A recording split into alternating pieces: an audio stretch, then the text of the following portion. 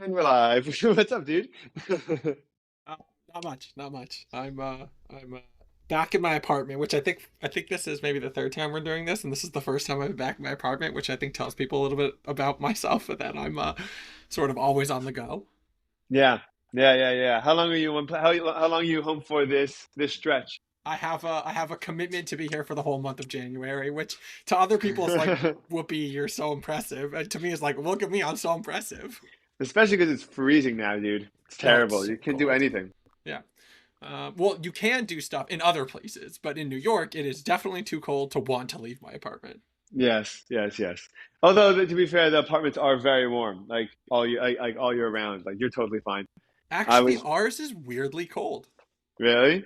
Well, Maybe it's your Zach, backyard. Is your room downstairs? yeah, I'm the basement dweller, So so yeah, definitely, dude. You got the yeah. whole. I bet your door. I bet the what do you call it is so crappy between like the door, Oh yeah, there's no between insulation on yeah, the on any insulation there. window or door. Not Yeah, at all. exactly. You're connected to the whole backyard. It's probably freezing. Yeah, it's pretty cold. But I was upstairs like cooking breakfast earlier, and I was still pretty cold, and I was standing in front of like an on stove and oven, so like Yeah, yeah. yeah. I hear. I The real hear. thing It is just was. that you have no control over it. The building controls when they distribute heat to you. So if they're doing a little bit too much of an enthusiastic job, your apartment's a billion degrees, and if they're not, your apartment's freezing. Did you ever live in Park West Village at any point? Or did you No, ever spend but any time there? yeah, I spent a fair amount of time there. Yeah, that building was always hot. Yeah, That building was like a sauna, dude. That was crazy. But both the buildings, like, were there three buildings or two buildings? I think there was three. there's three. Yeah, there's There's three. two on one. Yeah, two on the same side of the street. Yeah, those are always hot. I was just in New York this past weekend. I thought you'd laugh at this. I was in New York this past weekend, and I went to like six different breweries there. Right. Let's go. I went to Grimm. I went to Equilibrium. I went to District 96. I went to Marlowe in Connecticut in Westchester, and then I went to a beer shop and like I'm tasting all these craft beers, and I'm in New York. I got in Thursday, and I was leaving Tuesday, and Monday night I went to a Grateful Dead cover band. They were playing called Dark Star Orchestra, and they were playing in Westchester in Capitol Theater, which is a super cool place. But I'm there, and like the whole week I'm drinking craft beer, and I don't really want a beer, but like I don't. There's not really anything else like to do. Um,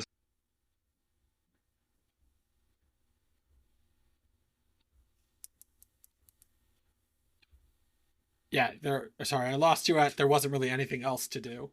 Yeah, but and because everyone was smoking, everyone had cotton mouth, so they were just selling an insane amount of beer. And I ended up just settling for a Guinness, right? And I'm sitting at this concert and I'm drinking a Guinness and I'm like, this is the best beer that I've had like this Oh entire weekend. Like no. this entire weekend. I'm like, I went to like so many craft breweries and like all these crazy stouts and fancy beers and all these cool bottles that I bought. I'm like, and Guinness is just the best beer that like it's simple and it's just the best and it's just refreshing and it tastes great. And I was like, I can't like I spent like $300 on beer, different breweries, and I'm like, the Guinness was the best one by far. I mean, you are a Guinness guy, and Guinness has a special place for you in any number of ways. But I'm surprised because a couple of those breweries, District 96, Equilibrium, like these are good breweries, right? This isn't like, oh yeah, I was trying six breweries I'd never heard of, I'd never had their beer No. before. They're all top Yeah, tier breweries. It's just the funny thing is just like I didn't want like, I'm not into IPAs and the stouts are heavy. You can't drink an enormous amount of them. And like the lagers are good. But like the sours are cool. But like when it comes down to it, like, just like a good Guinness just sometimes can't, it's just that was the best one that I had. It was very funny. I remember just being like, I feel like there's no reason for me to buy all this. I'm a pretty big believer that like anyone you ask what the best beer they've ever had is, or what the best like food they've ever eaten is, it's some pretty good food they've had surrounded by like some very large story that like contextualizes the experience. That's Like such a good call. It's it's crazy. it's so beyond just like what was the best beer you've ever had. So sometimes like lining up like, is this when I would want this beer? Like is this like a like a beach beer, and like really the best times like if we were like on a boat just like mucking about and like you pulled out like an ice cold one of these, like yeah, but we're not there. We're like in the middle of this brewery sort of like Yeah. wanting some sort of like crazy flavor experience or something like that. Yeah, but also the breweries have different vibes. And but like people make like a whole thing out of it. Myself, I mean, I have to hold myself back from getting too invested in it. But like, people are like keep track of like what they're putting out, and they'll like send proxies to go pick them up, and like find people that'll like go on. I have a friend that gets that gets beer shipped in from New York, and the guy charges marks up 20% on any beer that he's picking up, and I think a flat rate of like $20 for shipping, and he just gets crap, and and people just buy beer from him, and he just goes to the breweries, and like every day that they drop a new type of beer, he'll just come out with just an enormous, people, I've seen people walk out with enormous boxes of cans, and they just sell them to people all over the country. Like it's crazy what people go through when they're following for this beer, and they'll pay $9-10 a can, if not more. It's wild. Yeah, I mean like whatever, entire books and courses are taught on like how like marketing works and how like when somebody finds the thing they want, like they will just pay whatever. But on top of that, like shipping things is expensive. Like moving items from one place to another is actually not a cheap process, depending exactly what you're moving and how heavy it is, et cetera, et cetera. So sometimes it's just sort of like it's your only option. Like pay this markup and be prepared for that if you want this thing at all. Otherwise, like drink your local beer. Like that's all you need. Yeah, but you know what? There is so much local beer that's totally like fine. Like Yes, yes. there's so many breweries that are just like, yeah, like at the end of the day, I mean IPAs and I mean, yeah, there's varying degrees of IPA, there's varying degrees of quality. I totally get it, but like, what IPA are you drinking that you're gonna like say this is like $5 cheaper, and I have to go through an enormous amount of work and a hassle and a headache just to obtain it, to have this can. And how much better is that can than driving down the block to a different brewery and getting, a slightly worse IPA? It's so funny. They take it so seriously.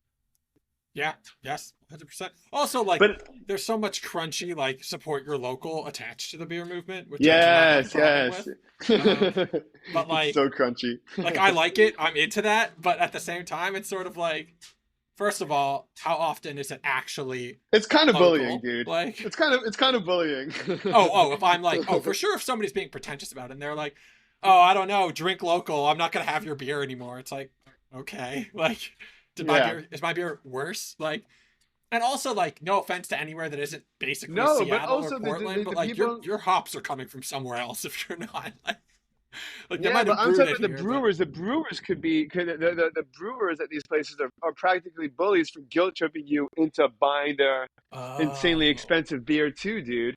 Meaning the fact that these cans of beers are a fortune, right? And I think the markup for a barrel aged stout is like generally like 150%, yeah, but what's the like markup for not a barrel aged? Like what's just the markup on like any other random barrel?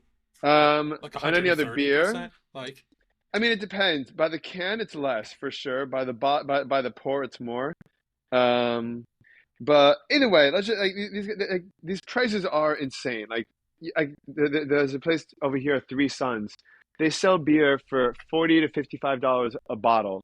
You know, and like, Jesus. cool. They're barrel aged for a year and a half, 2 years, and the truth is, they really do a very nice job making this look like they make beautiful labels, and the bottles are beautiful, and like they tell you what date they put in the barrel, and which type of barrel they put it in, and what date it was taken out, and what ingredients are added. Like they make a whole art out of it for sure.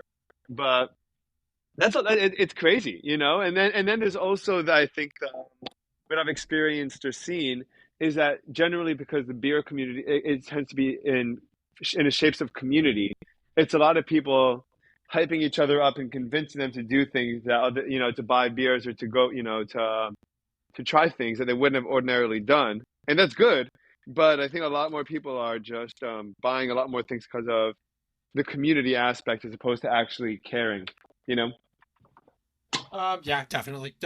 I mean, I'm guilty of that all over the place. I'm not so guilty of like telling other people that they're doing a bad job as much as I'm like if you tell me that like a brewery is good, I'm like going out of my way to go there, right? Like I'm gonna go out of my way to go there, and then like once I'm there, it's like whatever it costs, right? If it costs $8 or $10, like sort of already mentally committed to like going there and paying for it, right? Yeah, I know. That's the problem. It's you're already committed. You're ready to spend the money. It's so crazy how that happens. Yeah, And then a lot of yeah, do you remember what was it called? Movie Pass. Remember when Movie Pass was like a really big deal? I actually just renewed it, dude. I have it right now. Oh, I have AMC A list, yeah, 100%. Yeah, that's what I mean. I'm Yeah, yeah, AMCA yeah, list. Yeah. yeah. And I remember when I got it, I was like, oh, this is actually financially responsible decision. Like, I will go to drink beer so much less if instead I'm just going to the movies and the movie is whatever sunk cost fallacy free for me. And it's just like, you know what else I could do? I could get 3 beers. It could cost me, if I'm lucky, $10 a pour plus tip plus whatever. I was spending $40+ on beer. Like, that's for one evening. Or I could just go to the movies and spend $0. Like, it just felt like the right Totally, move. dude. That's such a great call. Wait, when did you're doing that now?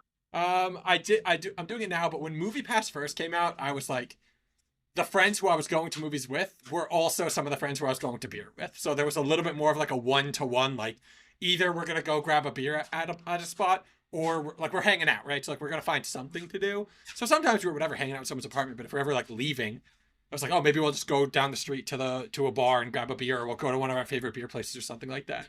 Now it's a little bit like the people who I go to movies with are like not the biggest beer people, so like it's not as 1-to-1, but in my head it's still like this is how I In your head, started. yeah, exactly. I mean, it's the way that you, what do you call it? It's the way that you're spending your time or not, Yeah, and exactly. incentivizing you to not do that. Have you seen the new Bob Dylan movie? I did. Yes, I saw it on. What did you think of it? I assume you've seen it. I just saw it Okay, so Saturday night. yeah, so spoiler alert for anyone who hasn't seen it and also doesn't know the story. I liked it. I thought that it was like aggressive. Were you aware of the history? Or like the story Um, before? yeah, like vaguely. I also knew this was something when I walked out of the theater. A couple of my friends were like, I thought the movie had like hours and hours left to go. And I was like, why? They were like, I didn't realize it was going to end in 65. They were like, I didn't Mm, realize this was a story of 61 to 65. And I was like, oh no, I knew that beforehand. Like I yeah, knew. so did I, but Yeah. maybe because I heard that on a podcast Um, or on a review. Yeah, but yeah. what'd you think of it? I liked it. I thought it was good. Honestly, like I'm kind of a sucker for these biopics, like the music ones where it's just like, or biopic. I don't actually know how to pronounce Yeah, it. And it's everyone's always on my biopic. case about it. It's got to be a biopic because it's how you pronounce biography, Bi- biography, Yeah. biopic. Yeah. Does your voice go up or down in bio? Bio. Biop. Bio. I don't know. No, I'm not sure. biography, It's lost. biography. Okay, It's semantic biopic, satiation. biography These picture. words have lost Okay, all meaning to me now. It's just like a sound. okay, yeah. But you're a sucker for the biopics. Yeah, I'm a sucker for them. And this one, like, I think they did a really if you know the music, which a lot with most people do to some degree. Although I had a lot of friends who were like, "Who's Bob Dylan?" And I was like, "Read a book." But if you know the music, like for me, it was just like fun to get the music inserted into the story. And like I think that I'm a little bit of a Timothy Chalamet hater, not because I think he does a bad job, but just because I think everyone likes him a little bit too much, and I'm like, no. Okay, but But he did a really I, good job. yeah, I thought he was amazing, dude. Yeah, I thought he was a better Bob Dylan than Austin Butler was Elvis. yeah, That's what which I is saying think. something because Austin Butler did a pretty good job as Elvis. All things considered. Austin was yeah. So Austin Butler did an amazing job as Elvis. Like the standard is high, the yardstick is high. But I think Timothy like if like Timothy Chalamet like did such a good. By the way, I always pronounce his name differently every time I say it. Yeah, yep. 'Cause I never know the right way to I pronounce don't it. either. And whenever I text it, I always put like when you know those like when you can press on any syllables, there's always Oh there's yeah, like always the the symbols. accent. Yeah. Yeah, the accents. I always throw different ones on whenever I spell his name out. I spell his name with an arbitrary number of e's at the end, like 3, 7. What do I care? That's right. It all means the same. It's all pronounced the same way anyway. Yeah, He was amazing. He really yeah, like embodied like the way that he like his mannerisms was so spot on. It was crazy. It yeah. was so It was a good. little freaky some of the way like I don't know how much like was edited in post and how much was acted and stuff like that. I haven't had a chance to look into that yet, but like the way that he like the I don't know what the right word is because I'm not like an actual linguist, but like the droll, the way that he like mumbles through Yeah, things, it was yes. so on. I was just like, this is crazy. Like, It was so good. it And was also, very if you good. notice, there are a lot of times like he's like wiping his face with his hands, like his hands are always like and like almost like the palm of his hand by his face. It's a Yeah, very and like big, a little bit hunched and a little bit like, yeah. Like especially when looking he's down. in the hat with the depending on which like hairstyle he's got. It's yeah, it was good. It was really And good. they also embodied the transition of his style so well too. It was Yeah, so yes. great. Like they got the aesthetic so perfectly from like from early '60s to mid '60s. Dylan was like he like totally transformed. And Joan Baez I thought was amazing. And Oh yeah. I liked how the story was about that other girl that's on the album cover because that's actually something I didn't know anything about. I didn't know anything about their relationship or their history or like I knew the name of who she was, but I didn't know like and what his relationship with was to her. So Well, that was so it's so cool I to know. googled. I do this all the time after these movies because like there's so much sensationalized history in these movies, and also Yeah, of just like course. if you're like a casual fan or a pretty good fan, like you'll sometimes forget or not know or whatever. So like I always look up like what are the 10 most like inaccurate, like I'll Google like 10 inaccuracies in this movie or like 10 things they So got much right, 10 fun. things Yeah. they got wrong. Um, and there are apparently like a couple of like details around some of these things. Some things like I found out that like they changed her name, but she was the Yeah, only they did that character to whose protect name was her. changed. Yeah. Dylan wanted to protect her because he didn't want anyone to he wanted to kind of leave her alone. He didn't want journalists or anyone to bother her about it. Yeah, which is good. I mean, ultimately, anyone who wants to bother them, like whatever, you can Google this and find it out, but like don't, because that's mean. But Yeah.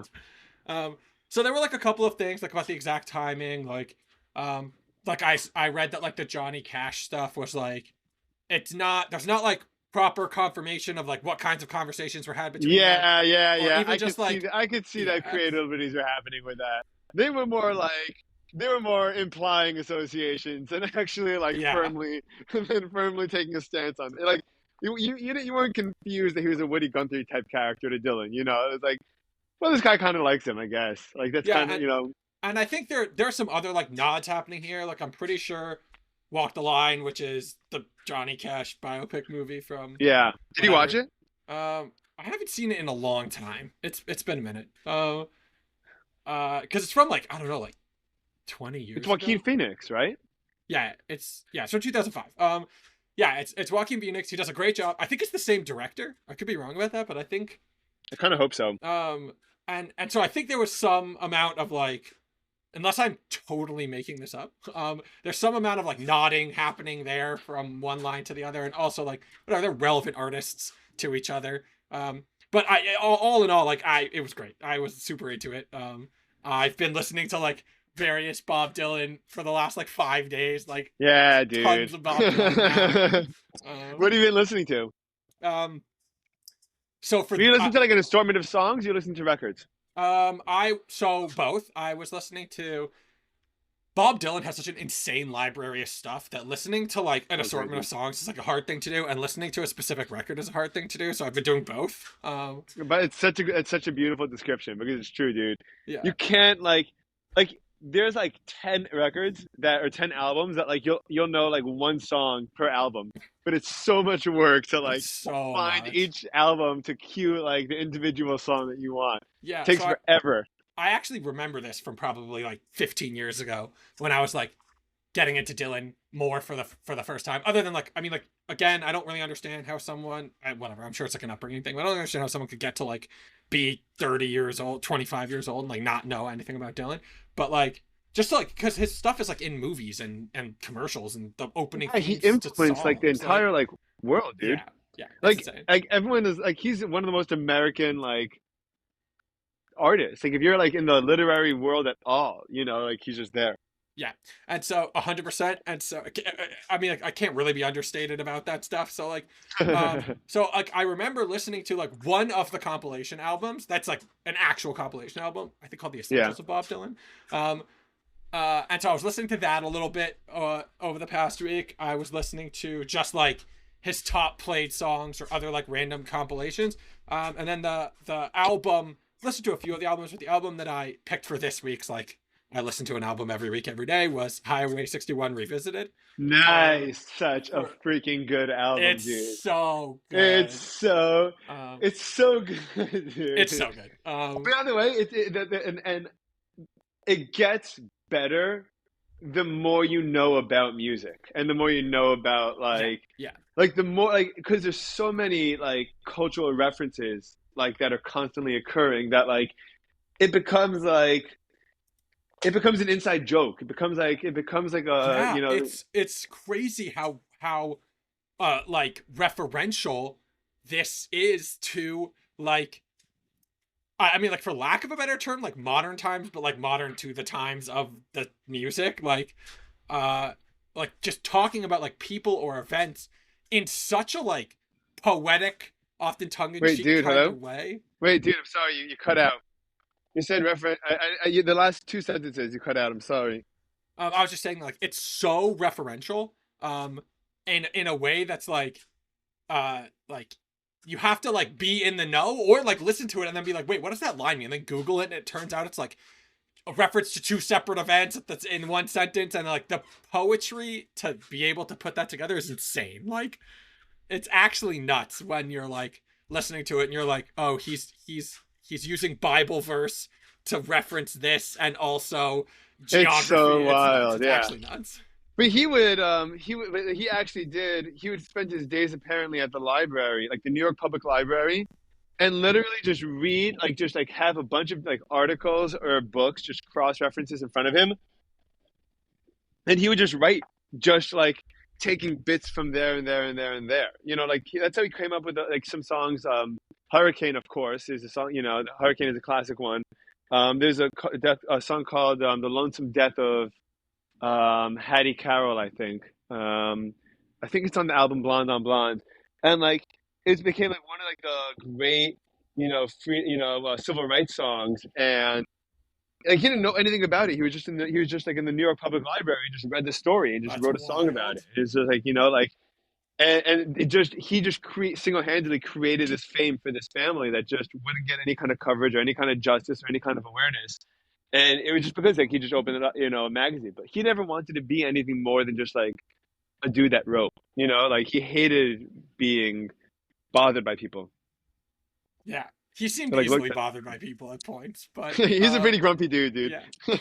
He's But I pretty can cranky. vibe with that. Um, Mhm. I think the other thing, a moment that really caught me that will probably stay with me forever, but certainly for a really long time, is I was at this movie with a few of my friends, most of whom I think know more about like pop culture than I do in general, and certainly like random facts about stuff. Yeah, And one of my friends, I think you get a Joan Baez House of the Rising Sun at some point in this movie, if I'm yeah, you do remembering at the beginning correctly. of the movie. Wasn't Yeah, that amazing? pretty beginning, really, really good, like unreal scene. The whole like setup for like the stage and like trying to like put you Yes, into the like the art scene of like the Lower East Side vibes, like they did such a good job with that. I feel like, so good. although they definitely over romanticized it because it was disgusting. like It's way not. It's not that clean. Like, those places were shitholes, dude. They were uh, disgusting. they still are. Some of these places still exist. They're not as fun, but like they're still gross. Yeah, yeah. And my friend goes, "Oh, I didn't know that. Like she wrote this song." And I was like, "She didn't. Like, this No, song it is was like, animals. Yeah. uh, no, it's like 100 years old. Like this song's old as shit. Oh, really? Yeah, like this is. I mean, this is how a fair amount of like they touch on this in the movie a little bit. Like this is how a fair amount of like some of these folk music. I mean, they're all like kind of rewriting them, right? Like the exact. It didn't used to be like so much like exact words and like Yeah. um and they would and we hear these songs and we're like, this is the person who made this song. And like it's happened to me because of Spotify, where I'll get on my Discover Weekly a song and I'll be like, oh, this song's great, and like it'll be playing at some point, and one of my friends will be like, oh, it's interesting that you really like this cover, and I'll be like, what cover? And they'll be like, this Oh, is like dude. very not who made this song, and they'll like show me another version, and then I'll like Google it, and the Google will be like, oh, it's like it was taken from this person, or like this person adapted it from this time, and like Yeah, dude. just Mr. music is like Tambourine that. Man. If you Google Mr. Tambourine Man, it says the birds sing it, Yeah, and like that's a I guess featured result. But it's not true. I mean, like Dylan's estate could, I'm sure, like sue them, for, or at least push for them to give the truth about that, because like I don't know, like I'm sure that's like a tangible, quantifiable value mistake. I think back in the time of like where like oral history and such was like a little bit stronger, and back in the day when people like how people viewed like copyright and stuff like that, especially like in the circles that Dylan ran in, like I just don't think people like cared as much. Like I'm sure obviously now this is like what everyone cares about all the time, but like some of these songs are Yeah. just like Well, everyone. I mean, it was considered. I mean, it was considered, and the movie also implies it at the time. The movie does such a good job, I think, like encapsulating. It really brings you up to date with a lot of the context of the time. yeah, Like it oh, does a good such a job good job. teaching you about like just the general ways that things went, and like And they it even was a they even huge. switched the Yeah. timing of certain events to make it easier for us to understand, right? Like exactly which song or who met who where or who was in what room. They're like, It's awesome. we can tell you the real story. We can tell you the gist of the story easier by making up that these two people were in the same room, even if they weren't in the same room until 2 years Yeah, later, exactly. right? Like, Just so you get the right, just so you get the context. Yeah, they did a really amazing job with that. Um, and shit, I think I lost. Oh, and it was, and at the time, covers were like doing like covering someone was like, first of all, popular. Like it was like that's what friends would do. Friends would cover each other's songs, and like yeah, like raise especially because awareness of them and stuff. yeah, a raise awareness to them. B like I think a lot of these people like they really felt like their music, like their career, and like the way that people knew their music was hearing them at concerts a lot of time. Like especially because if they're going to be touring an album and like they have new material that were coming out and no one in America had any way of accessing that information, right? They would go and like the way that people would learn the new album songs would be by going to the tours, and Yeah, then while they're on the tours you like the tours were essentially a musical story of like what you're up to at that point in your life, and a lot of times what you would cover, who you would cover, would also kind of set the tone as to who what you're trying to replicate and who you're spending your time with, and like and really what kind of musical place you're in. You notice there's a ton of musicians. If you follow like any, if you look at like different tours from different bands of different eras, you'll notice that their set lists, they almost always include covers, and their covers are changing based on who's influencing them at the time. yeah, and who they're on tour with. So like what songs they're trying to sing potentially like with their openers or yeah, it's like a whole language in Yeah, of it's itself. really, really, it's such a Yeah. cool art. Yeah, the art of touring, the art of like being a musician was telling a story to the audience and like having them get to know you by what your set list is. I Yeah, or mean, they would play things that were relevant to the region, right? Like, oh, this is a song that we always play when it's like if someone goes right, down to there's Georgia and they play The yeah, Devil Went Down to Georgia, right? It's like, okay, yeah, cool. Yeah. exactly, right. Like um, Hmm. and there's so much stuff like that, like in the vein of like how the art of picking the order of your songs in an album and stuff like that. And again, in the movie, they never talk about like any one of these things maximum like 2 sentences, but like there's a whole thing where like there's 2 scenes where where he's coming in and out of this record store.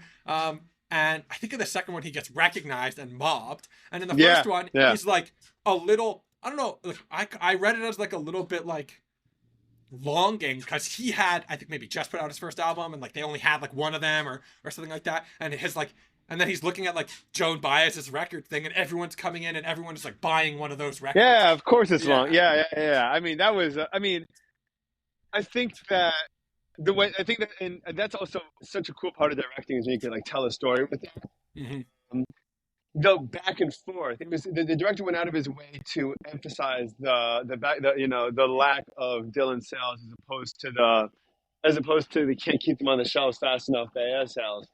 And like they could have told that exact same story just without making it seem comparative to Dylan by just showing how many people are buying John Baez's albums. Like that could have just made the point, you know.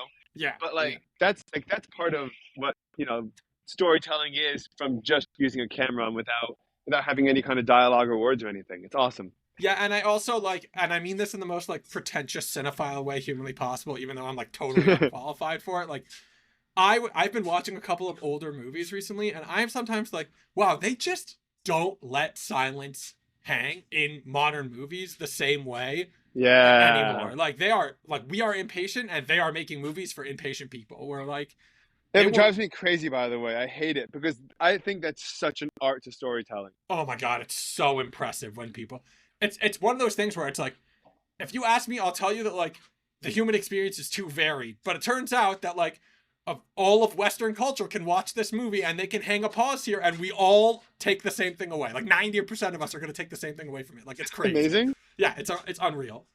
It's also, by the musically that occurs too. Jerry Garcia from the Grateful Dead would always talk about the unstruck note. I mean, like sometimes not playing that note that you want to play leaves the audience like dying for it, you know, and that emptiness and like leaving that hanging in the air is actually telling a story, you know, part of the music itself, and like you know, and he goes, you know, like young players play fast, and then good players play slow, you know, and they'll Mm-hmm. let like these like spaces happen, and like they'll let like the like our brains are developed definitely for nuance, you know, and a lack of substance allows us to process what's happening, and then also create some kind of search for meaning and a correlation as to like why the silence could possibly exist. And like if you know that, you can use that as part of your storytelling technique. I mean, it's really amazing. Yeah, our brains fill in a lot of like like our brains read body language and speak body language better in the back of them than they do in the front of them, right? You ask me, what does this thing mean? I'll say, I don't know. But then, like, they attach an electrode to my brain and you do whatever thing it is. And then my brain is like, oh, this guy's being aggressive to you. And I'd be like, Yeah, I would have never known that. Like, yeah, it's amazing. It's yeah. amazing. Did you hear that podcast? Did you listen to the Diary of a CEO? Um, Zach just sent me an episode from, I think from Is it Diary of a CEO. is it the body language expert? Because I sent it Yeah, to yeah, Zach yeah, and it yeah. blew his Zach, mind. Zach Yeah, forwarded it to me. Yeah, yeah, yeah. that's so funny. Good. That's how it gets around, man. I love that. It's a good That's way. awesome, Um, dude. It was such a good podcast. You listen yeah, to it yet? yeah. I listened to it. Yeah, yeah, yeah. Is that where you got where you were referencing what you were just talking You about? know, it's interesting. I don't know if I've had a chance to talk to him about it. Like, that is what I was referencing at this point. But a lot of what they were saying, some of the things in that podcast I agree with, some of the things I don't agree with. But really, really, really, like S plus, like above A plus, like words, like the way they were describing things and Yes. giving the terminology to allow for a conversation around this, unparalleled. So good, right? Yeah. Like, Yes. uh, Yes. Yes. Yes. The communication and yeah, the communication was incredible. The Because I was actually talking to a teacher about this yesterday. Because I always it always bothers me when people use the word successful to exclusively mean rich, right? yeah. Like, oh yeah, he's a successful lawyer, you know, like you know, like if you told me that if I said those words, I would mean I would if I heard those words, I would understand it meant that someone was rich. If I said those words, it means he's a really brilliant lawyer. He's great at being a lawyer, right? Like he's successful at law, at being a lawyer. And and I was talking to a teacher about this yesterday, and we are talking about how having nuance in language and like coming up and like making clear the definition of the word that you're using allows you to be so much more specific and nuanced in the way that you speak and capturing your ideas that like people could really understand you, you know, like using vague terminology I think is I think spreads vague ideas.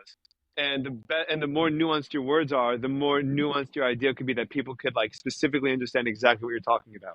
I Does that make sense? yes, and I'm usually like very on this train. I have recently run into this, we'll call it communication issue, if you will, which is that like the attempt to define terms for with somebody who isn't necessarily like holding in like what you're actually trying to do has led me into a space where rather It's than so unpleasant.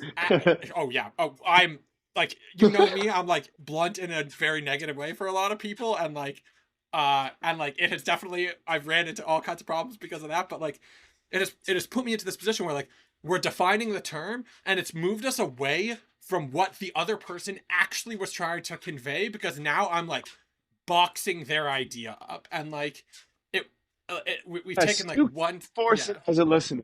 As a yeah, listener, you can't force that to happen. yeah, Meaning, the person that's capturing the idea has to be capable of, has to have the vocabulary or at least the thoughtfulness to use that terminology. But you can't push someone to do that. If they don't know how to necessarily. no. And if you do, you'll just push them into a place where they're like defining it almost like based on like how you like push them around, right? Like, Yeah, yeah, yeah, that's yeah, true. yeah. Or they get frustrated, just like fuck this conversation. I don't want to talk about it anymore. Oh, or they Like, honestly for me it's both. They do both. yeah, yeah, yeah, yeah, yeah. But that's the fun of a lot of it. It really is. But what was that all in context of? In the context of, I was trying to think full circle, but we just Um, start where we started with that. we were talking about the CEO podcast because the CEO Yes, podcast yes, is. yes, yes, yes. Because you said how good a job of communication they did Oh with yeah, their with the non-verbal communication they do in this movie, with just like a shot of Timothy Chalamet's face in a yeah, record store, basically, and you're like, okay, that's like yeah. crazy. Mm-hmm. Uh, and, Definitely, and definitely, again, definitely, a and bit of a also lost art. Yeah. and yeah, it lasts the whole way through their relationship. Like it lasts all the way. Like like there is this competitiveness. But what other old movies have you been watching? Um, might have talked about this last time, but I saw this movie Awakenings. Okay, when I say old movies, I mean like pre the year like 2000, right? Like, and anything before that. So Okay. like a big range of things. And when I say pre the year 2000, I don't mean like The Would you Lion consider The Big King. Lebowski? Would you consider The Big Lebowski an old movie? No, I mean it depends. Like, yeah, Would yes, you in the consider The Princess Bride an old movie? like, yeah, it depends. Like, yes, in the context that like our peers by and large do not know. Like, I wouldn't consider Bob Dylan old music, right? Like there's music from the year I like know. 1870. Like, Yeah, how is yeah, Bob yeah. Dylan old? But like the average person, if I show them Bob Dylan, if I'm lucky if they're like, oh, a classic, and then if Yeah. so like it's so like it's like who the audience is, right? Like if I'm talking to like somebody in our parents' I know. generation, I Asking, so would you never were so say. you're for your reference. Like when you say you're watching old movies, does The Princess Bride falls into the category of old movies that you'd be Yeah, I'm watching? gonna say yes. I'm gonna say that I think anything pre like a modern movie, which So is you're like a when we hack, were. dude. Yeah, I'm a huge hack, a huge hack. I'm a conversational hack because I also like really struggle with black and white, which is like such a fake problem. Um, No, I hate it, dude. It's not a fake problem. Why is that a fake problem? because like The it's movie just Raging Bull lost so many points for me because it's black and the white. movie is It the movie is bothers me. a work of art. The movie's amazing. I don't Uh, get it. I don't uh, get that movie, dude. yeah, because it's in black and white. Uh, I know. I guess that's what it is. But I mean, there's a lot of movies that like have I told you the story about A Clockwork Orange? Like my viewing of A Clockwork Orange. no, I So haven't. I've never watched it, by the way. oh, you should watch this movie. I saw this movie and I called my mom and I was like, I don't get it, and she was like, oh, that movie wasn't like harrowing for you, like it wasn't just like watching some of the most horrible things you've ever seen on screen, and I was like, no, and she was like, oh, you're dead inside, like you have a problem here. Like Really? you What's should the be movie more about? horrified by the occurrences in this movie, and I'm like, I don't know, they just like show a lot of effed up stuff on screen, and a lot of things I've watched like I agree that like A lot if of I things I've seen on Twitter on a daily, every 10 minutes. yeah, kind of. And so it was like a weird experience where it was just like, no, I couldn't watch this movie like the same way I was supposed to, and like maybe I'm just like a sociopath or something like that. But like, um, Have you, a movie? You know what movie jarred me recently? Like really shook me. American History X. oh yeah, that movie should always shake you. That movie shook me too when I saw it. Um, You know also my like first. By the Requiem way, do you for a remember the scene? You remember Dream the scene where or they're at dinner yeah, and they're at dinner and like he's going on his rant about like about basically everyone but white people and how the welfare state is just taxing them more for like people that aren't carrying their own weight. hmm, Do you know what I'm talking about? Do you remember that scene? oh yeah, So while I'm watching that scene, like before he gets out of hand, but like at the beginning, because like he goes on for a long time. Like he's such an incredible actor in the movie. But he goes on for like he rambles for like 5 minutes. After like the first 2.5 minutes, I texted Zach Alexander. I'm like, I bet this guy can turn you into a Nazi. Like, I was like, I bet that if you watch this movie and you just stopped after 2 minutes, like you'd be all in on like this philosophy. I was like, it's crazy Also, how like that movie came out in 2000, 90, yeah, 99 or 2000, yeah, yeah, something late like that, 90s. around Hmm? there. Like, I know it hasn't been that long, but 25 years later, man, that movie is as applicable to cultural zeitgeist now as it was 25 years ago. Yes, Like, exactly. I totally agree, but I just think that it makes the word racist so much harder to use. I think that like when people throw around like the word racist nowadays, like I feel like racist should be put in a category for someone like him, you know, like yeah, I think okay, we're too, like, we'll contextualize this for anyone who doesn't already know this, but like, we're two white men, like, yes. asterisks all of our opinions about this by that. That being said, like, you've chosen to listen to this, so we're gonna talk about it. Like, I fully Such a think good that asterisk. I fully think that people use the word racist like, oh, it's overused. Like, you have to remember that, like, when you want like the power behind your word, you cannot overuse the word.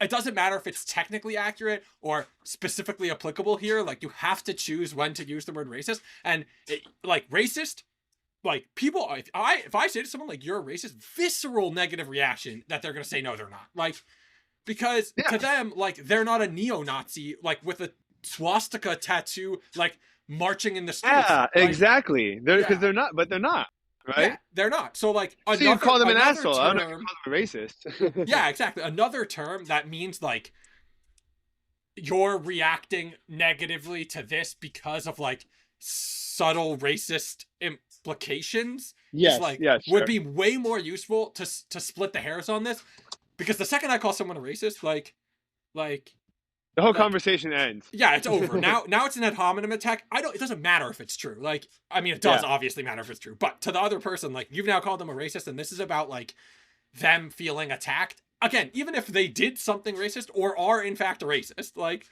Yeah. what are you trying to get out of this conversation? Unless what you're trying to get out of this conversation is one more person who won't listen to you, like, it's minimally helpful to like to use the term anymore, except for It's about like, helpful, right? yeah, it's not helpful.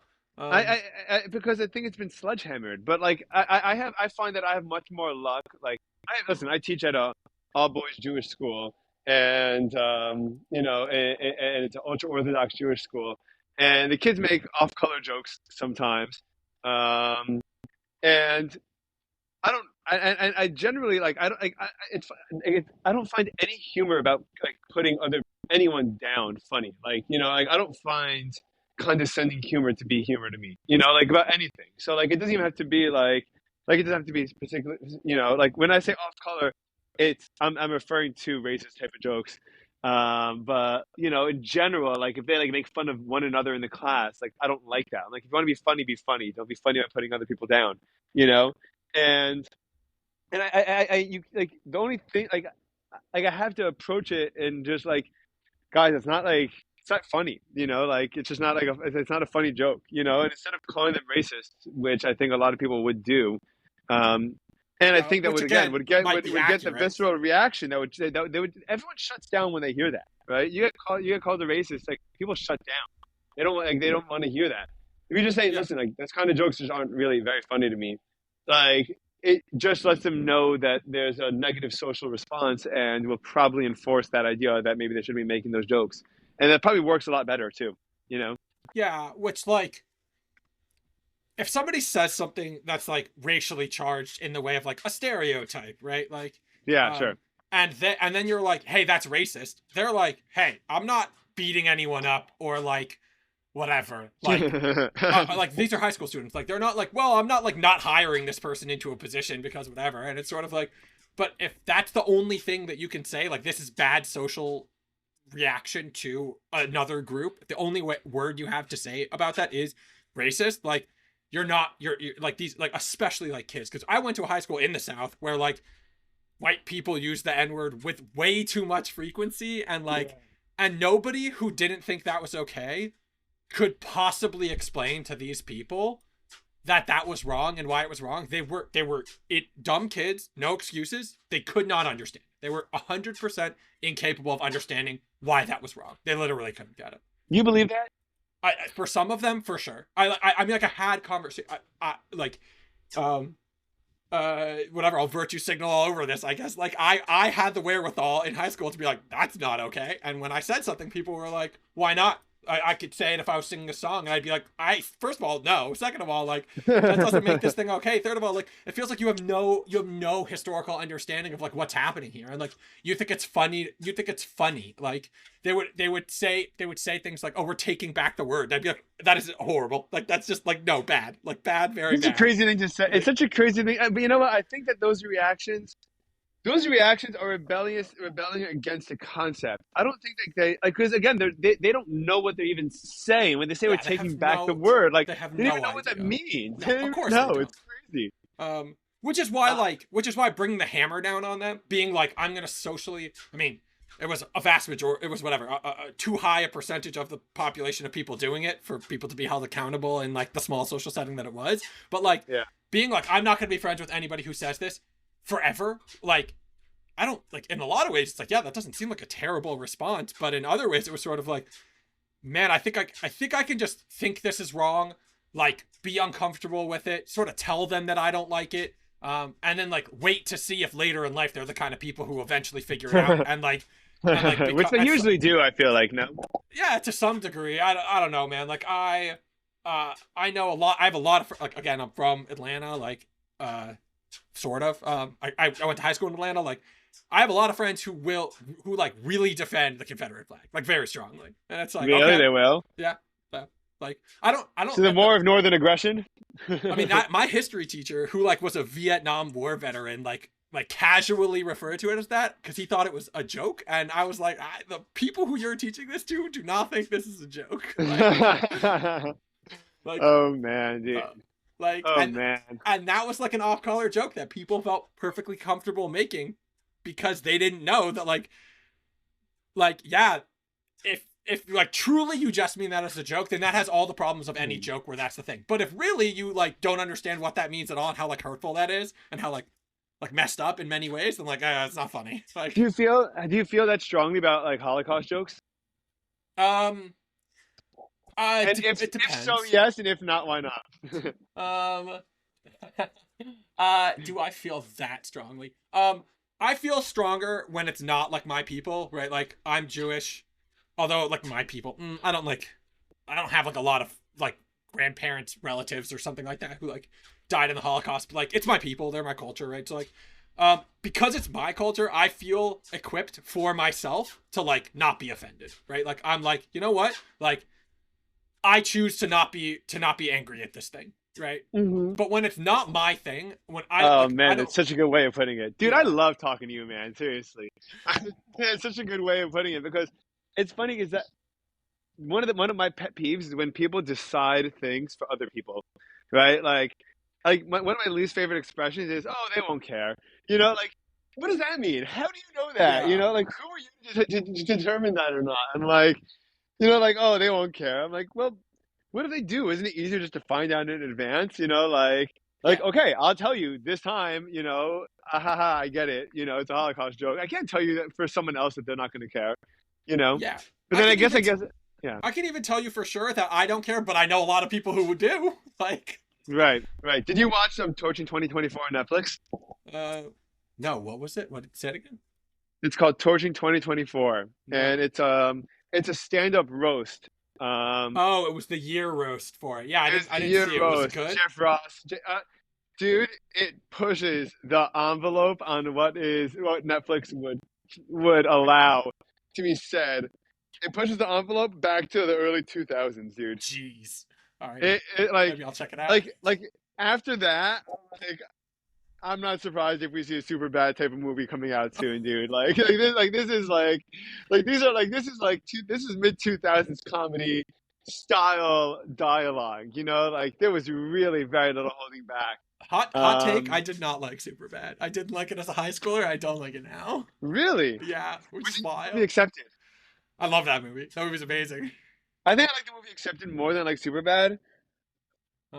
I think there's a couple movies that people like revere that I think are enormously overrated. I think Shawshank Redemption is one of them.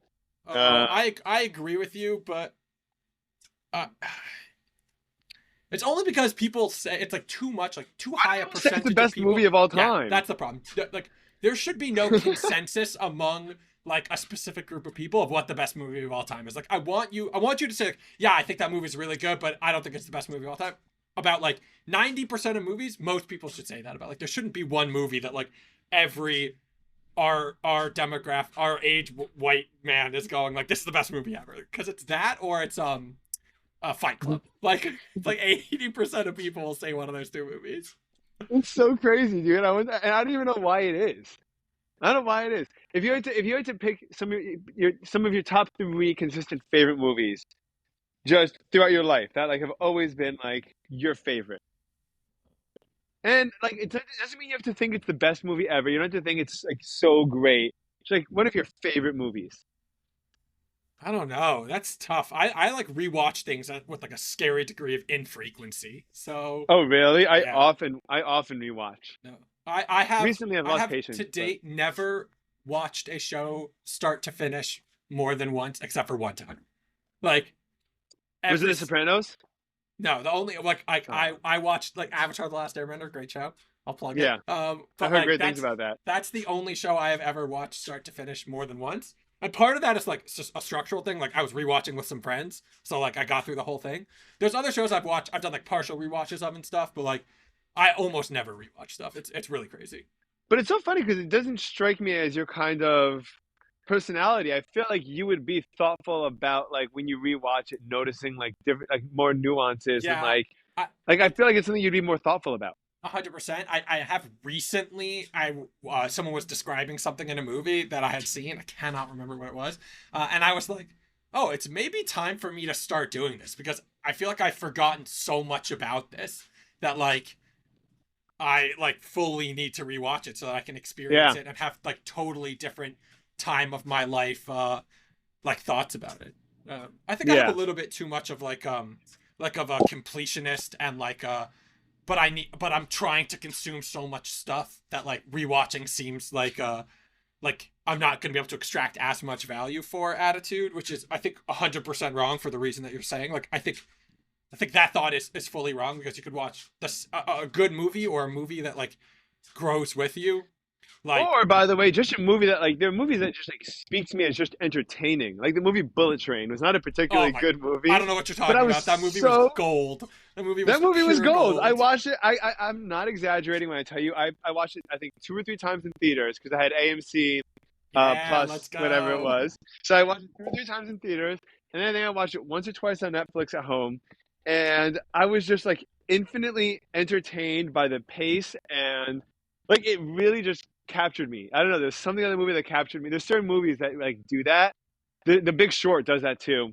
I Oh, could The watch Big that Short movie. is I could really watch that movie good. a lot. Um, Um, well, did I you watch The Gray think Man? The Gray Man. Yeah, No, I never it's heard based of on it. actually spy novels. It's a Netflix movie. It's a big budget movie. I think it was directed by the Russo brothers and starring Ryan Gosling as some covert spy, super spy, anti-hero kind of guy. Yeah. And I think Ryan Gosling is underrated. One of the more talented stars today, like more diverse in terms of his dude. Range. He Yeah. can in terms of his range. It's wild. I agree with you. I also going back 1 second to the Bullet Train thing. I watched Bullet Train and I was like, "Oh, this must be a Guy Ritchie movie." It is in fact not a Guy Ritchie movie. Uh, No, but you know what? The other guys also it's also very much a star. Who's the director? that's a good question. Can you look it up? Yeah. Because I think the director also directed The Nice Guys. I think with Ryan Gosling David and Leitch, maybe. yeah, David Leitch. Yes, yes, yes, yes, yes. He's awesome. Yeah. David Leitch has a very similar style to Guy Ritchie. Look at the other movies he Yeah. made. You'd recognize them. John Wick, Hobbs and Shaw, Deadpool 2, Yeah, Fall he's Guys. a fun director. Um, yeah, he seems that it seems fun, but like I was like, if you're into like that style of movie, which is like a very like the way that they like jump around to things and like whip through a story is like Yeah, super. it's so much Uh, fun. It grabs you, dude. It's yeah, yeah, crazy. yeah. It really, you are It's along for the ride of the pace of the movie that they set for you. Like it is pretty Did you nuts. you know what the opposite of that was? Do you remember? Did you watch the movie that just came out, Fly Me to the Moon, with Channing Tatum and Scarlett Johansson? Yeah, and I actually really liked it. I was somewhat surprised I by how thought the it was. movie was really well made, and I thought the pacing what killed the movie. I thought the pacing made the movie so Really? much less enjoyable for me. Yeah. Um, yeah, it wasn't like the greatest pacing of all time for me, but I don't remember like clocking it as like a particular negative. So, whatever. Like, if you don't notice it, it's not hurting you, sort of. Oh, did I lose you? No, I'm here, dude. Okay. I'm letting you finish your train of thought. It sounds like you're in the middle of your thought. No, no, no. That was it. That I just like if it's not like if you don't know, I have a friend. Yeah. So Every and yeah, uh every every movie that this person sees that they don't like, it's because they get caught on like some like internal inconsistency that they can't like logic their way out of. And so many times it's like an internal I'll watch another movie and they'll be like, that movie was amazing. I'll be like, what about this massive inconsistency? And they're like, no, that you can explain that away with this, or like I didn't even notice that. And I'm like, your problem is just like when you can't explain it away, you can't get over it. But like if you could just let someone else explain it away, like you'd be able to yeah, but appreciate I'm this okay with movie. that. Like, did you watch Gladiator 2? Yeah. There was that plot hole in it, like that weird relationship he had to like Marcus Aurelius, Wait, right? why was The that a main guy. plot hole? Well, it was weird. They just like added that like the guy had like a sister and like it was his nephew or brother. Like, I don't know. It was a stretch. I remember it being a stretch. I was trying to understand how like he was related to him, and I had to Google it. Like I didn't understand in the movie, and I knew I didn't understand it because I tried explaining it to my friend when he said he didn't understand, and I was like, "You're an idiot," and I tried to explain it to him, and I was like, "Oh shoot, I have no idea what I'm saying right now." And Amazing. so we had to chat GPT, and we looked at, and then it laid it out for us, and my friend's like, "I still don't get it," and I'm like, "Maybe just because it doesn't make sense," I had and I then had a problem with this in the reverse, where someone was telling me that like they felt like this extra like that like this part of the plot that they put in like didn't make any sense relative to the last movie, and I was like, I didn't even remember that that thing in the last movie happened enough to remember that it didn't make sense because of this. Like I was just like not holding by it like closely But I, enough. yeah, I mean, I watched the first movie by the way, I didn't even love the first movie. I watched it for the first time like a month ago, and I it took. definitely saw it on my era of watching IMDb top 250 movies and was like, this is a good movie, but like, is this a top 250 movie? Maybe I even saw it after I watched Spartacus, like the show. So maybe I was just I like, think it was a I think it's in there for the context.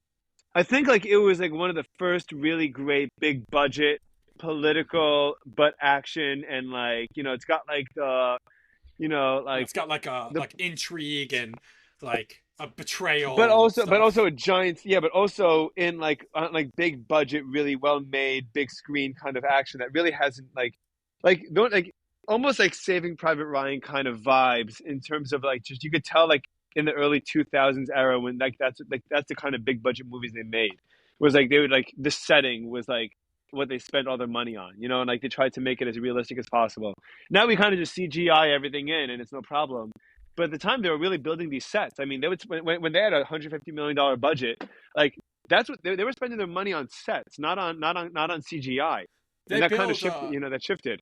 they build more. The problem is CGI is very very expensive. Like it's in a lot of cases it's actually more expensive to CGI something than it is to just like build a thing. So they build more than you think, but 100% like the percentage of a budget that goes to CGI is obviously much higher now than it was in like early 2000s or something like that. Yeah. What do you? I'm curious to hear what you think about the terrorist attacks that happened on New Year's. I mean, I think they suck.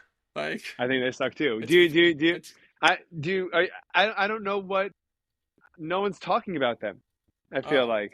I it, I I mean like I'm gonna throw myself fully under the bus in like a very bad way. Like they happen. I'm a big college football fan and I'm a big University of Georgia fan. And University of Georgia was supposed to play the next day yeah. in New Orleans, and they pushed the game by a day, which was extremely inconvenient for my schedule.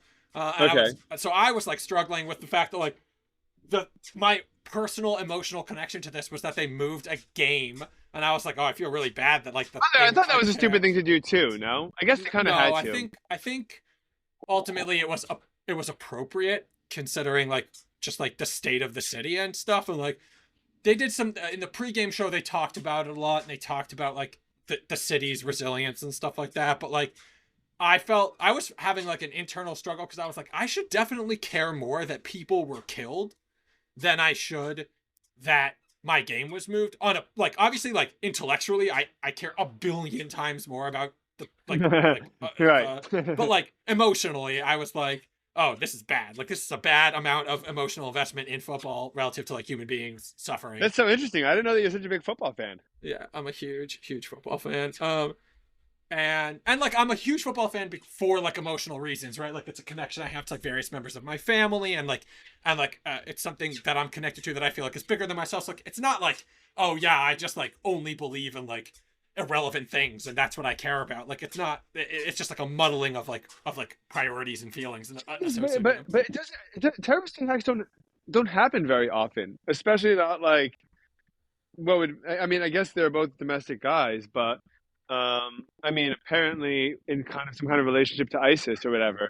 But like, I feel like that'd be considered like a bigger deal. Like, I mean, you what do know, you I mean a mean, bigger deal? Like I feel like it was in the news cycle at least to some degree. yeah, it was in the news cycle, but we don't hear what you know if there was anyone else like. For example, like they know that the guy in New Orleans was working with people, um, and they don't talk about like any kind of investigations happening. They don't talk about who the guy was. They don't really like. I feel like, and I feel like there's not even like any kind of conversation about like safety measures in general. Like, if this happened once, like, are we concerned it's going to happen I mean, again? this isn't like this. Didn't someone do this in Times Square? I don't think on New Year's, but like drive a truck through Times Square, like somewhat recently, like in the I last like don't. 10 years.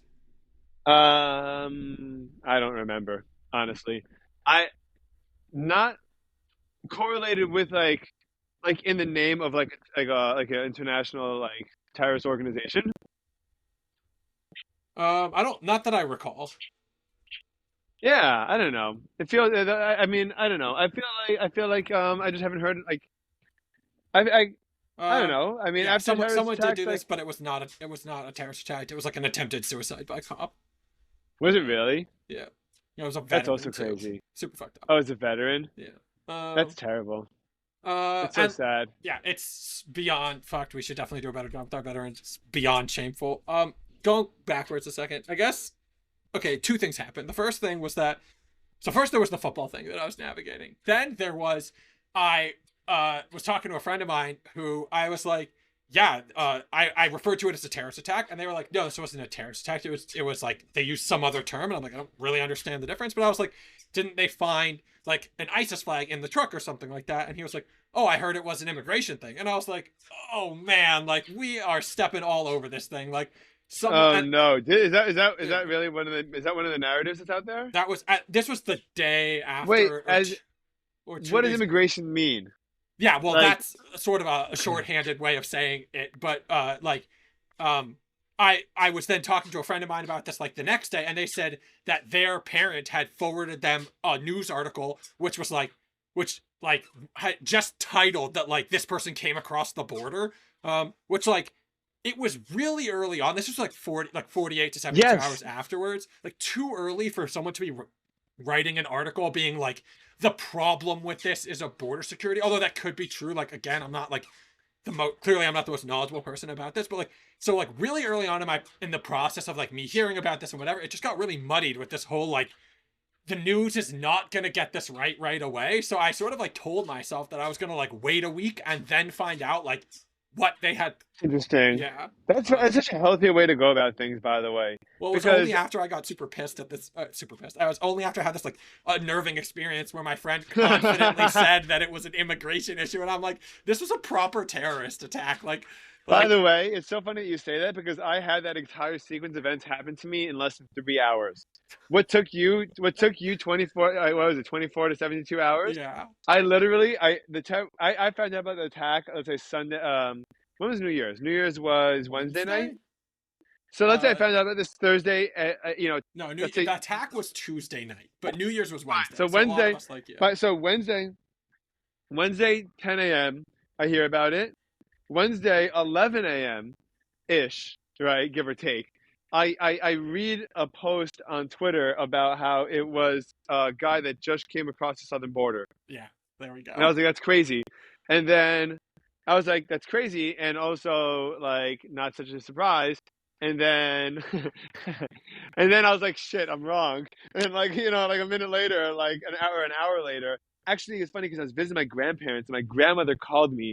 And it's so funny because my grandmother's only source of information is Fox News, which is like an awful place to be as a human being. I think that like you're like that the Yeah, only source not of not one's the greatest news information. source. Very bad as an only news source. Yes, exactly right. Like if you want to say like I have like how do you get your news? I listen to a bunch of different stations or podcasts to like keep up with a bunch of different journalists, and then also I watch I watch corporate news on the side, like just to like see like how in line it is or like what's going on.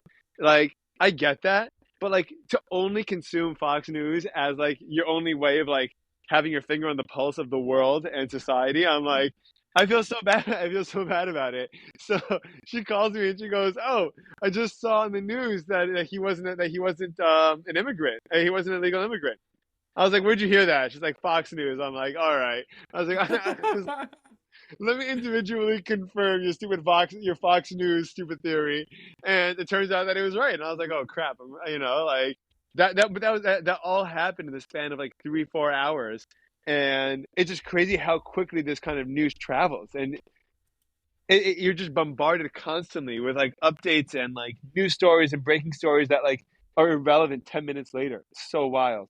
Yeah, and like the whiplash of it, right? Like all other things aside, like how investigations go and how news gets gathered and like how to approach like how big a deal certain things are, both in their isolatedness and in their like more global, like whatever. All that's beyond my like what do I know? That being said, like this is not a viable like hearing about this and then like less than 48 hours later all the news, all the things that people are talking about are about like whether or not it was accurately or inaccurately reported, and not some sort of larger conversation about like, okay, like how did this happen and what should we be doing different? Like, Also, the Tesla Cybertruck thing was crazy too. what Tesla Cybertruck thing? You didn't hear about that?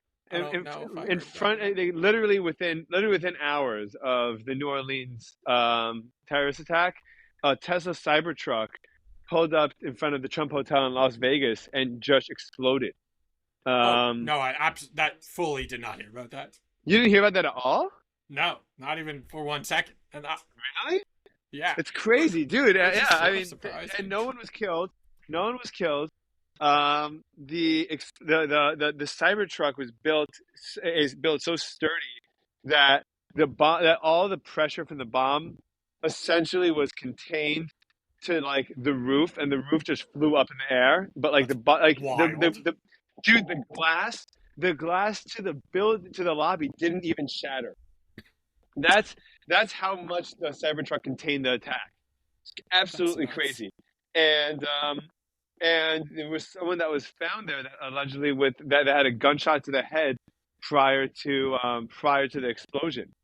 And I think Elon Musk was collecting the security, the camera footage in the truck from before to try to see what the process was. But that happened on New Year's, dude, and like that's weird. No, like I don't know. Yeah, yeah, that is weird. I feel like that should be like a conversation. That it's so weird that escaped you. What do you consume for news? I consume news through two primary methods. I get like a daily news email. Like the Um, morning brew? yeah, literally the morning brew. Oh, nice. Okay.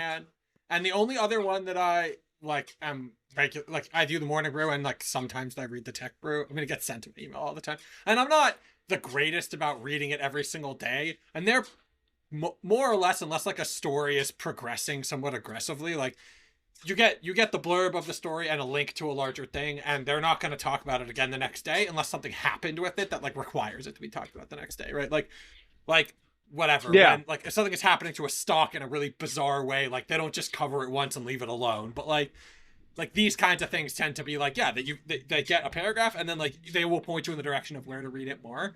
um and then I also get news because like I have a lot of friends who are much more dialed into like many different sectors than I am, and they'll tell me when I'm missing something. So like Oh, as really? well. So it's Yeah. just basically you have a steady stream of communication going Yeah. with friends that give you the news. And also I'm like frustratingly like skeptical. So if someone says something to me, I'm like, I don't Doesn't mean believe you, anything. and then I Google Right. it. So like, Right. um, Right. Right. Right. By the way, that's so probably a better way to go about things anyway, especially because so many crazy things are constantly like there's so many crazy stories that are just constantly being talked about. Um, and like they kind of just like disappear eventually, and like no one talks about them ever again, and they're just gone. You know, it's kind of weird. Hello, hello. yeah, it's.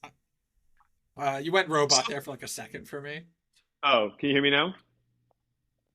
Yeah, I can hear you now. Is it better? I'm reading I'm Yeah. reading a book now called called The Courage to Be Disliked, right? And one of the concepts of the book is and the book's written as a Mm. conversation between You're back to as a being con robot. Hold on one oh, second. no, really? Well, as Hello, soon hello, as you said, "Oh no, really," it went away. It's totally hello, normal hello. again. Better? Yeah, can you hear me? Okay, I'm sorry about that. Yeah. And one of the arguments that Uh, the guy makes in his book, did you hear that part?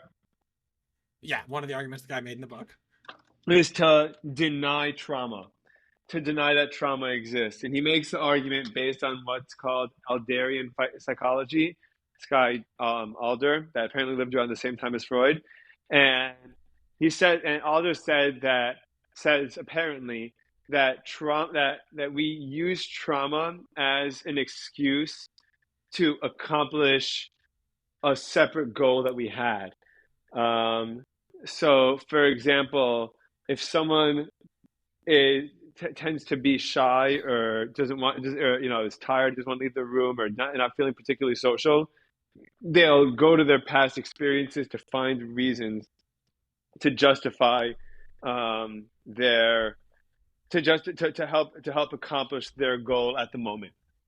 And Um, I don't know what I think about that. I keep on going. Like I've read this 4 or 5 days ago, and I've like talked about it like a couple of times, and I still can't put my finger on whether I agree with it or not.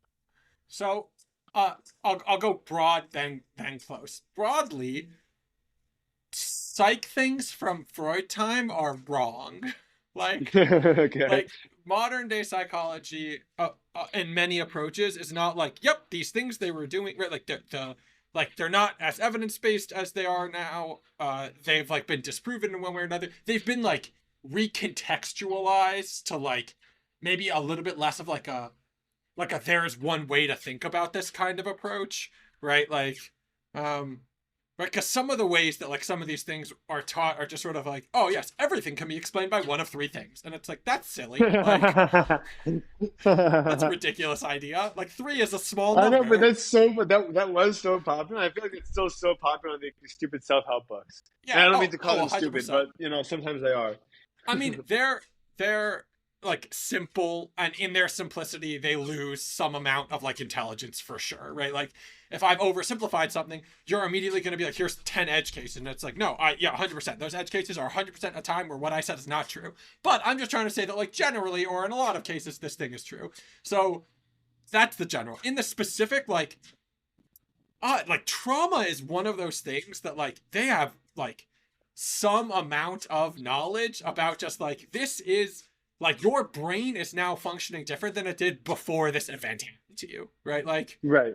and like the more you can point directly to someone's brain and say like we can see it light up differently, the more I'm like, it seems probably not like just some, like maybe like the evolutionarily it's like an overcompensating defense mechanism or something like that, and in that way it's sort of like we build the, like I've definitely heard of approaches to some of these things which are like, yeah, if you've built this thing up in your head, it will be bigger to you. But also there's people who are like, whatever, like developing like ticks and stuff because of Right. something. Like, But I would like describe the nuance over there, and actually, I would call like I think I would say that you'd have to find like a nuanced line between trauma and what I would call like PTSD, where like you actually develop tics and like actually yes, can't control like the way like you can't like you like a negative experience can influence your behavior, but like PTSD, like you lose control of your ability to manipulate the present, I and think like be in the present. I think about it as the different like I have a lot of friends who'll say like I have OCD, and maybe what they mean is I have an OCD tendency, or I have a like I am particular about this, but like those are super different things. Like actually having OCD and being like it bugs me a lot to the point where I'll just like get over it, like and then I will do this thing because of this. It's like those are super super different, and like I'm not trying to make one sound like more important or more valid or whatever than the other, but like in that way, I think especially in like today, like modern times, modern Western, like people say things and they're like, "Oh yeah, I was traumatized by this," and it's like, were you traumatized by this, or are you just like going to be affected by this at various points for your life, appropriately so, right? Like, Right, but that's where the nuance of like, yeah, it influences you. It does have an influence, and I really do yeah, believe that, But I don't think that. I think that, and I think that, and I think that the part. I think I can even understand the place that the guy's coming from, because I think that, like, for example, I was, I was talking about this a lot, and I was really thinking about it a lot. Like when people, for example, like when people say, like, they go to therapy, right? And they get to the root of, or like I've had this personal experience where like I've been talking ideas out with my friends about myself, and like why I behave particular ways, like why I think certain things, or why I'm not good at certain things, and like and then just through a process of just conversation, um, like something new emerges where, I just keep on like taking kind of stabs at the dark until something is like clicks in my head. I'm like, oh shoot, like that's definitely what it is. Um, right. And then like it's so good and it's so important to recognize those I guess roots, but like, those like influences. But I think a lot of people then use that like as a justification to not do things. I think a yeah. lot of people do that for a lot, for a lot I of was life. I was just arguing. I was just talking to my brother about this because my brother was talking about this concept, um, uh, that of justice sensitivity. Do you know what that is? No. It's like um like you like a really really like oversimplified version of it is like if I'm a kid and you got a cookie and I didn't get a cookie, I'd be like, but how come you didn't get a cookie? Like that's unjust, and then I'd like lose my fucking shit over it, right? Like and it's Okay. just sort of like, okay, like you're even if you're right that that's unjust, like the amount that this is affecting you is like somewhat disproportionate to like the action that's happening, or something like that. And it like by no stretch of imagination am I like an expert in this. I literally just heard about this recently from my brother, so like I know exactly as much as like one human being explaining it to me for like a third of a conversation could get across Right. to me. So like Sure. everyone listening who's like, that's not what it is, it's sort of like, yeah, I'm not claiming to like whatever, like dictionary Right. definition would be better, but like that's like the oversimplified version of it. And he was talking to me about how like it's a common trait in like people with autism, I think, or people on the autism spectrum. And he was saying how like if and we were talking, I know, and we were talking about it, and I was sort of saying that like if knowing that fact helps you to like not feel alone and helps you to like identify um like help you identify like potential ways to like navigate like a personality trait of yours or like a thing you're inclined to do or something like that, then I think there's a lot of value in it. But if knowing that fact makes you go, well, I this is it, I have justice sensitivity, everybody else should just sort of, I should just like whatever, it's just a part of who I am, and now it's an excuse for you, like obviously like I think that's still true. I just don't think you're doing yourself any favors, like Right. Yeah. So, I mean, and the metaphor that he gave, which I thought was a pretty good one, was like if you go to a doctor and like I go to the doctor with I just hurt my foot recently and I know exactly why I hurt it and I even know why I'm still hurt. It's because I keep on jogging on a hurt foot. But I It's a pretty good reason. yeah, I know. But like but the reason my foot got initially hurt was either because I was standing at a concert that I went to for 4 hours. Um, or because I went jogging in a bad pair of sneakers while I was in New York for the weekend. And and either way, my foot's hurting me, right? So I went to the doctor, and the doctor's like, "All right, well, like, it looks like your foot is bruised, and it's probably from a lack of proper, support. So like, now you know why you hurt your foot." And I'd be like, "Well, that's great, thank you, how do I get better? Like what do I do? Like, do I rest it? Do I ice it? Do I need a cast? Do I need surgery? Is there a fracture?" It's like, I don't know. You just like I just told you how it happened. Like I feel like the argument like to deny trauma is kind of an overreaction to the notion that people use trauma as an excuse not to do anything.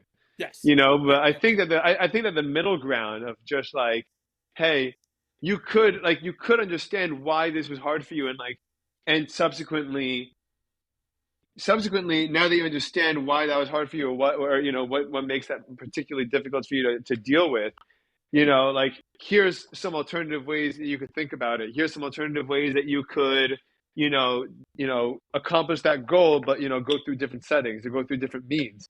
And like I feel like that kind of middle ground is probably like a way more healthy way to go about it, because I think it's still really useful to understand where it comes from. I think it's still really useful to know, like, oh, I'm shy because of this, because of this humiliating experience in third grade that happened to me.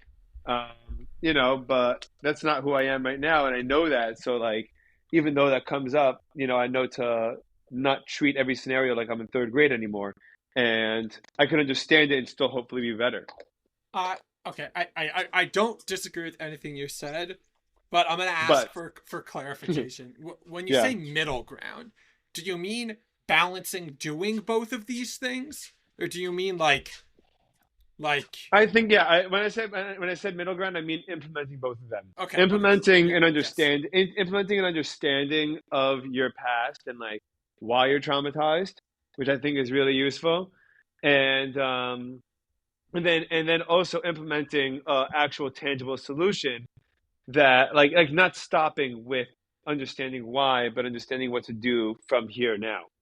yeah. Um, I think that the analogy to like an injured foot is really good because if you keep doing the thing, if I said your foot is bruised, you're like, okay, great. So what should I do to not have a bruised foot anymore? And they're like, oh, don't walk in it for 3 days. Maybe do these PT exercises, blah blah blah. But if the reason you have a bruised foot is because you're going to concerts and you're standing for 4 hours, and that's just sort of like where your body is at. So like if you stand for 4 hours, you would get a bruised foot, or if you run, then like okay, this is like a whole different. This is like it's now two separate conversations. This is what you have to do to get better, but in order to not have this happen again, this is what you have to do. And I think with something like some of these more innate issues, even if they're like physical, right? Like I'm a we're both big guys, right? And we're both tall guys, and like our like what we have to do in order to maintain like proper use of our like ankles and knees for like is as as young as we are will have is much more aggressive than what like somebody who is a foot shorter than us will have to do even 10 years from now, right? So like You think so? You think that's true? yeah, yeah, for sure. Like Okay. there are just certain things like our like various body parts are just like put under totally different levels of strain because of our like size and like what we choose to do on it. And like obviously there's like a whatever like an oscillating like boundary for just like like your specific body relative to like other things, right? Like I'll be super morbid about this. Whenever someone I'm 6'4", right? So whenever someone is like, "Oh, you're so tall," and they're like feeling bad about it because they're like short, I'm like, "Don't worry, you have a higher life expectancy than me." And Yeah. they're like, "Excuse me," and I'm like, "I read this online one time, but like, Yeah, basically, I've heard that too, by the way. But I don't think it yeah." applies to 6'4" versus like 5'8". No, I think it's I like think it seven does. feet versus like You I know, a think it normal human I being. think it just sort of tracks with size, which and for the explanation that I read for it, which again, not a doctor, don't know how much of this is true. It's just like the leading cause of death basically is heart stuff, and like my heart is not so much more effective at pumping blood than somebody who's 5 inches shorter than me's heart, but it has to pump to 5 more inches of space. Um, Right, right, so right, like right. That's what it'd be. so like hypothetically, I should be much more concerned about like my generic heart health than the next person. Although, because this is a thing that kills so many people in this country, men and women, I should probably be concerned about that from the beginning, right? So like, Right, uh, but when it right, comes right. to so like walking like getting us full circle, like when it comes to like trauma as a potential explanation for like why I do something or like a whole personality trait of mine or something like that, it's like okay, there's Wait, two dude, hello? things. Oh, You sorry, broke keep up as a potential explanation. What? as a potential like if we're talking about trauma, right? Like this all came from the trauma conversation, like bringing it all back to trauma. It's like, yeah, so if I need to understand how I got here to potentially do something about A, where I'm going, and B, like how to not be here again, like obviously it's much more complicated to navigate that potentially than it is to navigate, not always, sometimes like your job has it, but than it is for me to navigate like incorporating appropriate knee strengthening exercises into my regular routine. But it's sort of like, yeah, if you have to the equivalent of that about trauma, then like about like whatever it is, your social anxiety, then you have to do that about your social anxiety. Like what other like method is there? Because ignoring where it came from doesn't seem like it would actually help me figure out what to do to change it going forward. Does that make sense? I yes, I tend to agree with you. I actually 100% agree with you. I can hear. Yeah, no, I agree with you, and I don't even think that there's any way around it. I think that like our entire understanding of of people now is that like I think our entire understanding of people now is that you can't ignore the past and like what causes certain behavior. But I think that the biggest challenge that we face is again that we don't use that as a yardstick to measure how to what to do to change. We could be guilty of stopping at understanding and then using that as excuses to not be productive, and like I kind of that's happened to me too. Like I will, it's probably the reason why I haven't ever applied to grad school or like tried to pursue anything in academia that or anything kind of corporate or bureaucratic that requires a lot of steps because I just can't do that for myself. Like it's really hard for me to do, and steps are really hard for me. And I tell myself, I could even tell you like where this disdain for some kind of formal system came from, and it's because I was never good at it. I never fit into it exactly, and so I thought I thought very terribly lowly of myself while I was experiencing that. And then I had to like leave that system and be like, oh, there's other ways that I could function and not be a loser, other than just like take tests and write essays and go to class and like check certain bureaucratic kind of check boxes. But now that but like so the reason why I don't do that is because I've rejected it because I was bad at it. Instead of working on it or instead of saying what about me didn't like that or why didn't I, what can I like I need I give myself an excuse not to do it as opposed to an excuse to understand what I could do to change it. Yeah, but at what point is it just like who is this just like even if you know why, at what point is this just like who you are? Right? Like not from like a I determinist, guess like it's you whether couldn't change if you so wanted I guess to. it's whether you're happy or not. I guess it's whether you're happy or not. If you're not happy with your life, then it's probably not who you are. And if you feel satisfied with the way that if with the road you're going down and the path you're going down, then you're like, yeah, like I'm totally cool with that, and like that's just who I am. Like if I really felt like I I was don't really missing reject something that. significant, I don't reject yeah. that as an explanation, but also like that is a perfectly functional way to like theoretically be delusional to say that something is working when in reality it's not, because either it's set you on a bad path or like you've convinced yourself that you're happy when you're not. Not that I'm saying that's what's happening No, but here, but like but maybe I am happy. But the third option is that I really am happy. yeah, the Meaning, third option is like just that like I everything don't. you said is true. Yeah. Yeah, meaning like let's say let's say this, disdain for like any kind of formal, process, or, I hate boards, I hate corporations, I hate like all, like, I don't like hate, but just like I don't participate in them myself. And I find it very frustrating and difficult for me to do, to participate in any kind of like these, these structures where you have to go through particular processes for no particular, for what doesn't feel like any particular real reason.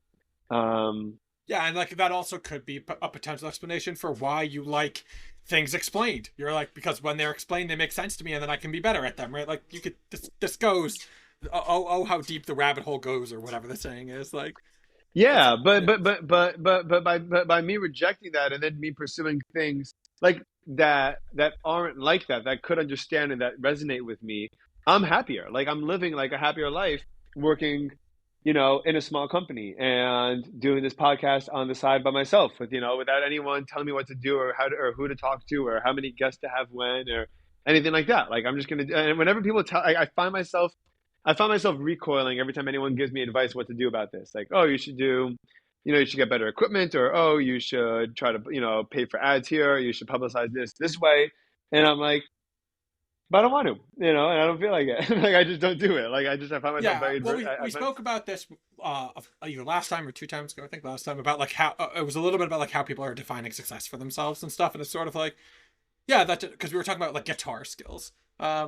And yes, I remember. Yes, that was yeah, last time. and then we were talking a little bit about podcasts, and it was sort of like because I was talking about how like you're potentially comparing yourself to like the wrong group of people. So like in this instance, you're talking about like what about comparing yourself to yourself, right? Like if what does success look like for me? And if what you wanted was to have a really big audience, and you were changing these things, which you ultimately were unhappy that you were changing because you didn't want to do it because it wasn't fun for you that way. It's sort of like, well, sometimes you just have to accept that if you want an outcome, you have to put in a specific input, right?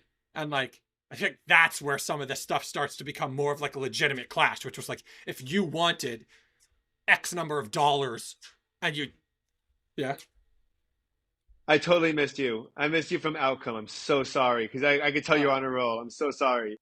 uh, if you have if you want a different outcome and you have to put in certain things to get it, sometimes that's where you'll see a much bigger clash with this, because if what you wanted was a bunch more money or the ability to make certain whatever, like you couldn't like you'd either have to like grind way harder in like the non-corporate space, or like dive headfirst into corporate world to climb the ladder, as like that path is often open to people, right? So like, but if you don't want to do it, but if your personality isn't to do either of those things, but you also want a bunch more money, it's sort of like, well, good luck finding some sort of third way that people make money, right? Yeah, yeah. Which of course exists, but I've oversimplified money to like the nth degree here. But Right, exactly. But I think that's a perfect example because my exact point is, um, like I would very much like to make it to make if I can make my living doing a podcast, dude, I'd be the happiest guy. But like I'd want again, but I wouldn't want to make my living doing a podcast on terms that weren't my own terms, and like by yeah, by doing interviews the way I didn't want to do it, or doing having conversations, or talking to people I didn't want to talk to. Like at that point, that becomes a job, and I want to be the boss of myself. So I'm willing to take more time or do things in a slower way, or a way that wouldn't be necessarily as efficient, as long as I could guarantee my own autonomy, because that's the more valuable. That's the most valuable commodity that I have right now is my own autonomy. yeah. Um, I mean, I'll go one step further and say that like as often as it feels clear as to a path that like, oh, if you just follow this formula, like things will be successful. Sure, that is true a lot of the times that people think it's not true. It's also not true a lot of times that people think it is true. Like if because you will not make a podcast. If I give you four things and you had to do them every week, you'd be like, oh, it turns out I don't want to be a podcaster if this is what it takes. Like I yeah, actually don't like this. yeah. Yeah, it's tough. It's a hard thing to navigate, but I think one of the reasons that I'm like so inclined to push back super hard on this is that like I'm thinking of this specific case where like I have friends who are like I'm I'm otherwise happy except for I really want to be in a relationship and I'm not willing to change anything. And it's like, okay. Well, one of those two things isn't true. Either you don't really want to be in a What do you relationship think? What do you or think is this? What do you think? What do you think the best answer to people like that is? And like, especially friends that you care about, and like people that you want the best for. I was about to ask if I care about them. That's yeah. You have to Uh, care about them because otherwise, it does. What you say doesn't make it. Doesn't, no um, one gives a crap. the best answer, which I think is the hardest thing to say, is to there's two things. One, they could just have like an actual problem which they need help solving. Like maybe they're not good at opening up to people, or they don't know how to like incorporate someone into their lives. That's one thing. Let's assume it's not that for the moment. The other thing is to sometimes just go, you don't you're not defining what you actually want in a relationship well enough, and you're not talking about what you bring to the relationship well enough. And those two things I often find are one or the other of those is almost exclusively missing with people. You think Like so? it's yeah, so often I'm just like, well, what do you want in a relationship? And they're just like, oh, I just want this. And I'm like, there's no way that's true. Because if you truly only wanted that one thing, you would have accepted any number of like 25 potential suitors who have come your way who Yeah. are offering that thing and suck it like everything else. Like Yeah. you're just not being honest about what you actually want. Right. Yeah. Right. Well, do you In think some form. do you think that it's not being honest to you or not being honest to themselves about it or a combination? Because I know that for myself, like a lot of things that until I was in a couple of very serious relationships, I couldn't tell you what it was that I was looking for in a marriage. Yes. Um, 100%. I think, and honestly, I think that would be a better answer if most people were like that's my answer. Where people are like, oh, what's holding you back? And I'm like, well, I've just like, I like don't have a great idea of what I want, and the only way at this point in my life to understand that better is to like get somewhere with someone and figure out what's working or not working for me. yeah. Right? Like figuring that out from the outside, for like purely theoretically from the outside of a relationship, is no longer beneficial. Um, and so like I think that's a huge point, but I also think people lie to themselves a lot. Like the number of friends I have who have stories about their relationships, which are sort of like they always thought A, B, or C was like an insane deal breaker for them, and then they like found a guy who like or found someone who like fit all these other things that they like didn't even realize were things they wanted, and then we're like, you know what? I actually don't care about this other thing that I convinced myself I cared about, which is maybe growth or maybe changing to fit a situation. I don't know. I don't know how you tell the difference between those two things. You can tell by how often they fight in public or not. um, I think that's got to be the answer. yeah, maybe. Um, Probably. Yeah. And I just don't. I just like. Because you I can don't know, tell, dude. man. You can tell when someone's happy. You can tell. I think you can see it. I think you can also see when someone's faking it. I think that. I don't think you. I'm a really big believer, and maybe it's romantic in me. I'm a really big believer that you can't fake authentic passion and enthusiasm. Uh, And I yeah, don't believe that, but more importantly than if whether or not that you can fake that, I think that people I think a lot of people think that like things are like these big check boxes, right? Like I have friends who basically think that the second I know this has been true for 15 plus years, they're like the second I get married, all my problems will go away. You oh know what? man, the Most people of I know them, that are least that's happy not in what their happened. lives are married. Because they Yeah. just thought that it was going to solve whatever problems they had. Yeah. So like these people, they thought they were becoming happy, and the whole way through their wedding process and the first bit of their marriages and stuff, like they were saying they were happy. And either they were lying to us, or they were lying to themselves, or they were lying to both parties. Probably it was both. Right, Like right. and it's just like and also and I think this is the hardest thing to accept is that like things change. What made you happy at one point isn't necessarily what's going to make you happy later. So when something stops working that was working, and it's sort of like, yeah, because this wasn't a static thing. You're So then like, what do you think? So what do you think? So what do you think? I mean, that's always potentially the case. And actually, unfortunately, I'm so upset because I have to leave in like 2 minutes, but or like a couple minutes. But what do you think? What do you imagine to be the key that would keep like in a world that's constant in people's lives where our perspectives are constantly changing? What do you think keeps relationships together?